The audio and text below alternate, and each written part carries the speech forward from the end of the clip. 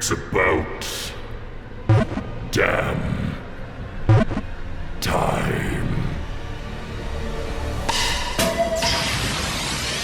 Making a Fakemon based on your username can be tough. What is a green 7, let alone a true one? A TV that only plays M and J, whatever that is? Or a Pokedex? Fillered? With what? Garbage? Please. This is something that I did once back in 2017, and then once in 2020, then once in 2021, and then once in 2022, and now finally again in 2025. Just look at all the love that you guys have given my guy! And with that, let's get to it. Many Pokemon are deemed as Objectmon, with a fair few of them being something you could reasonably find within your own home. Candles, keyrings, teapots, household appliances, toilet. So why not a pillow? Pillow is a first stage dark fairy type. It's one of those guys that floats around, probably without having Levitate as its ability. It low-key bothers me that they changed Gengar to not have it, but I get it because it's not seen levitating, so, you know, think of this more like a Geodude or Magnemite. It's able to float, but it's not immune to ground-type attacks. I wonder what the hell? I hear you, old hardcore fans screaming. Yes, this line used to be Ghost Fairy type, but it's never actually been a bed possessed by a ghost. It's been a creature that resembles a bed for the purposes of tricking its prey into taking a nap on it. That's not undead. That's malicious. So yes, the bed has changed quite a bit over the years, but this, today, what you see is the most official, up-to-date dread spread you're gonna get. Pillow evolves into Duvet, a malicious cloaked cloak. Almost manta ray shaped, these guys can envelop their foes in their sheep bodies, initially providing comfort, before ultimately bringing on that anxiety and dread you feel when wrapped in your covers just right before you go to sleep. Did somebody say dread? It's the moment you've been waiting for. Duvet evolves into Dread spread.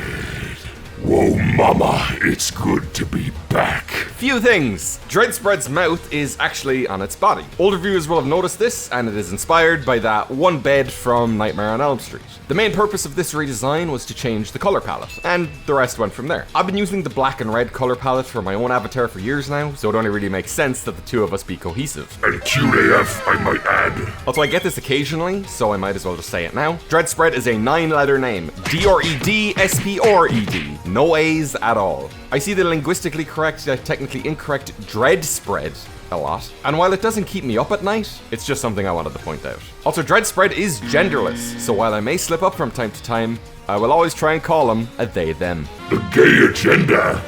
I don't even have agenda. Oh right, yeah, and they talk. Why? Meowth is a sidekick Pokemon who does it, so can Dreadspread. That's really as deep as that goes. Yeah. Why can't I pose when I'm talking? You fuck, I drew so much of you for this video already, are you serious? Sorry. Regional variants have been a staple of the franchise since the Gen 7 games, giving old Pokemon new love in permanent new forms that rearrange their stats, mix up their typings, and alter their personality. So keeping that all in mind, do you have any idea how many different kinds of beds there are? Bunk bed, air bed, day bed. Kinda like a night bed. But for the day.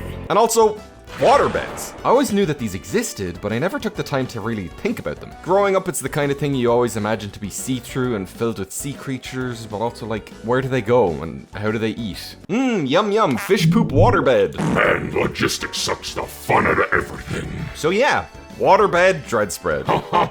Hello, yes, I have a waterbed. Level up Duvet in a mysterious, unknown other region, and it evolves into this. Water type is a given. Duh. But then I added Steel for two reasons. One, Water Steel is a cool type combo, two of my personal favorite types, yet it has only been used once, despite these existing. So obviously, slap it on my mascot. But two, and this is kind of obvious when you think about it, but waterbeds are exceptionally heavy. Ever carry one of those big 3-liter water bottles? Now imagine that that's the size of a double mattress. Waterbeds are actually banned in a lot of apartment complexes because they can literally buckle the floor with their insane weight. And if they leak, you're done. You're gone. Washed. So reinforced steel bed frame to support water-filled mattress. And to anybody asking where the water pillow and water duvet are, they're water beds, not water cushions. You don't fill the blanket with water. Besides, in Alola, the ground-type Cubone evolves into the Fire Ghost Marowak. It's really the only example of one of these evolving into something with totally different types, but it still means that there's a precedent for it, so don't even worry about it. I believe I must bid you adieu. Goodbye. See ya! That guy was too happy. I need someone mean. Well, you're in luck. So you take a look at all the box art from the franchise, and things are cool, imposing, sexy. But is anything really mean? Oh yeah, Shadow Lugia. Pokemon XD Lolzors. It's Shadow Dreadspread. I am everyone, everywhere, anyhow, anyway, anywhere, any day. Now, does Shadow count as a new type? No. I actually don't know, because despite being old enough to have played those games when they came out, I did not own a GameCube, nor have ever been anywhere near one, so let us know. What does Shadow actually do? Also, before you say it's in Go, I don't play Pokemon Go, and I never will. 'Cause you like sitting on your ass instead of walking. I know, it's paradoxical. The Pokemon guy doesn't engage in Pokemon experiences. Paradoxical, huh? What a natural setup for the next segment. Paradox Pokemon! The latest in this new line of forms that give an older Pokemon an overhaul without the originals themselves being able to actually benefit from the change. For instance, let's say you love Donphan and you've been using one, you still can't make that Donphan evolve into a Great Tuskor and Iron Treads, so it's a cool thing for sure, but it's maybe not as exciting as it could be. Anyway, introduced in Scarlet and Violet, the games gave us several handfuls of these Pokemon, with half being based on prehistoric beings from the ancient past, complete with monstrous features, spikes, tails, eyeliner, and the remainder being robots that, while initially unassuming, were hinted at having higher industrial purposes outside of just being Pokemon-shaped machines. Heading into the depths of Area Zero, among the crystalline structures located just above the Zero Lab, we encounter the fearsome Dead Bedrock.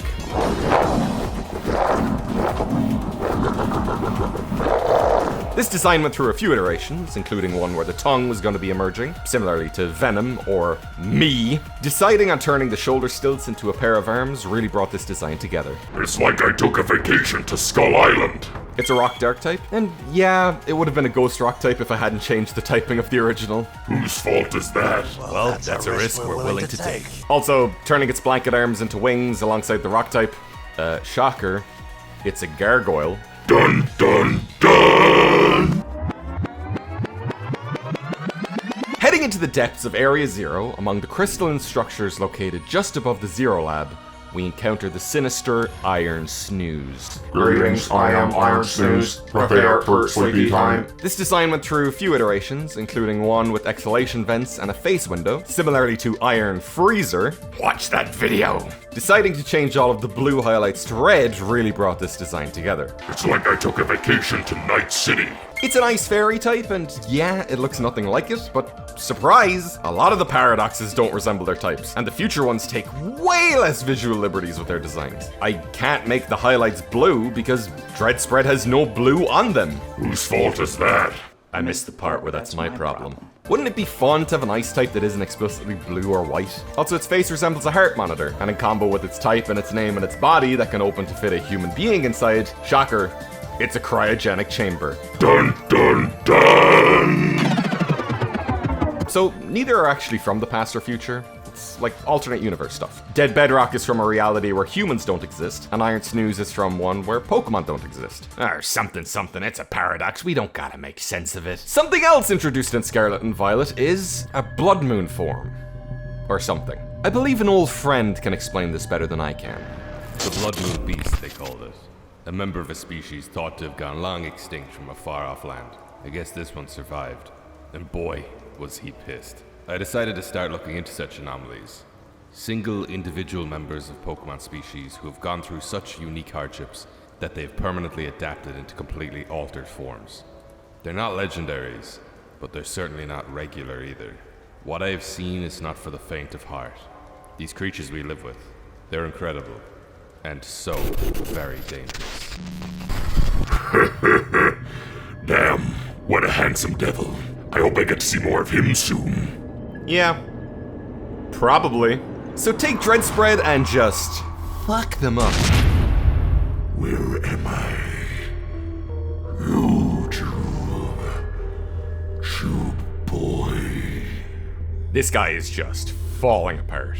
Its blanket arms have become completely untangled, it's missing an eye, and its stomach mouth is constantly agape. But what does it have in there? Of course, this creature isn't called Blood Moon Dreadspread, and while it fills the same niche, this is infested Dreadspread. I wonder why. So the thing with Blood Moon Ursaluna is it has this really funky ability, Mind's Eye. It's basically as if Keen-Eye and Scrappy had a baby. So maybe let's give infested Dreadspread something like Arena Trap and a bug version of Steelworker, granting stab to the handful of bug-type moves that it will be able to learn over its original counterpart. But why would I be learning bug moves? Oh, bed bugs. I get it. I am so SMRT. Convergent Pokemon! Yet another type of form introduced in Scarlet and Violet. Gen 9 really popped off, huh? This handful of weirdos are actually completely unrelated biologically to their original counterparts. Think like sharks and dolphins. They look the same, but one is a fish, and the other's ancestors walked onto land, took one look around, and noped on back into the ocean. It's why one has gills and one has hole. And, so far anyway, Convergents have the same amount of stages as the line that they're based on. Oh, and I guess the official term isn't really Convergent Pokemon. I really should be saying. No, what was the terminology again? You dort, you dingus, ecologically similar Pikachu, Pika-clone. Ron, add a sound effect of a locker being slammed as I throw this Dorcas into it. Pillaus is our stand-in for Pillow, a pure bug type. A bedbug kind of termite little guy, eater of wood and fabric. Also, we need more Pokemon without visible eyes. It's freaky and it's cool. New Zubat just dropped. Keeping in line with most of the 3-stage bug lines, the middle stage Kokuve is a pupal stage. Now yes, I know that bedbugs do not have a metamorphosis chrysalis pupation stage like caterpillar or beetles, But this is Pokemon. Creative liberties be fun. Wow, you almost sounded like me there. so yeah, Pillaus evolves into Kokuve, similar to Duvet, slow, still, unmoving. Unbothered, moisturized, happy, in their lane, focused, flourishing. And finally, after enough time, Kokuve evolves into Dreadsect, the dead bed bug with a blood red color scheme. Because, spoiler alert, that's what bedbugs eat. And yes, despite them being big and ominous and fitting an assortment of all possible types, I'm gonna keep these guys as just pure bug type. Because, honestly, after 9 generations, we're still kinda lacking on those fully evolved pure bug types. Ones that are good at least. You know what's good and relevant? Once again, finally, Mega Evolution!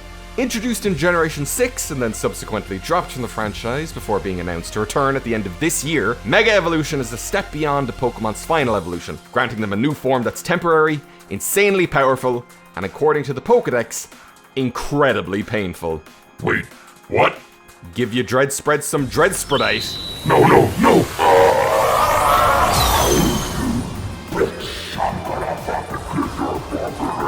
There ain't no whimsy here anymore. This guy is gonna beat the crap out of you. And enjoy it, thus swapping its fairy type for fighting. Type changes are nothing new in Mega Evolutions, so let's take advantage of that. Somewhat surprisingly, in my nearly 2 decades of doing this, I've never really properly designed a Mega before. Outside of some sketches. Childbirth. So, I went with what I knew. Imposing energy, lots and lots of spikes and protrusions, in this case splintering through the blanket. Ow!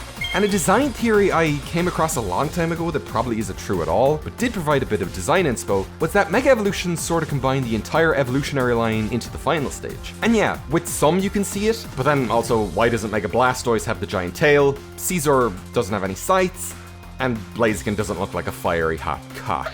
Newly discovered Mega Evolved Pokemon, Mega Dragonite, has distinctive dragon-like features, like wings on its head and a pearl on its tail.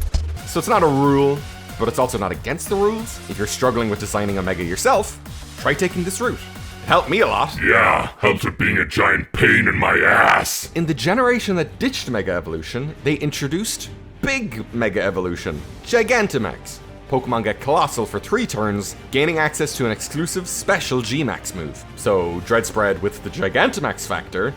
I'm gonna get